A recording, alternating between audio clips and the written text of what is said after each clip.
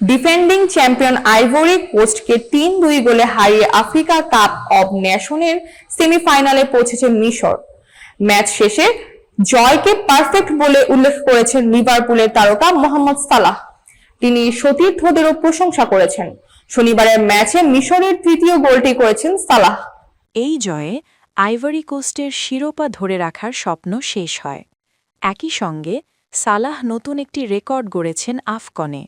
তিনি এখন পর্যন্ত ১১টি ভিন্ন জাতীয় দলের বিপক্ষে গোল করেছেন। ম্যাচ শেষে সালাহ বলেন, এটা ছিল পারফেক্ট জয়। আমরা আমাদের দেশের জন্য লড়ছি। প্রতিপক্ষ কঠিন, তবু আমরা আমাদের সেরাটা দেব। খেলোয়াড়দের কঠোর লড়াই দেখলে বোঝা যায় কেউ কিছু ধরে রাখছে না। এই গোলের মাধ্যমে আফকনে কোচ হাসান হাসানের ১১ গোলের সঙ্গে সমতায় পৌঁছেছেন সালাহ।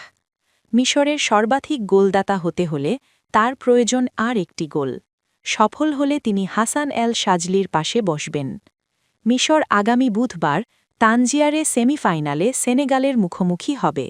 উল্লেখ্য, ২০২১ সালের আফকন ফাইনালে এই দুই দল মুখোমুখি হয়েছিল।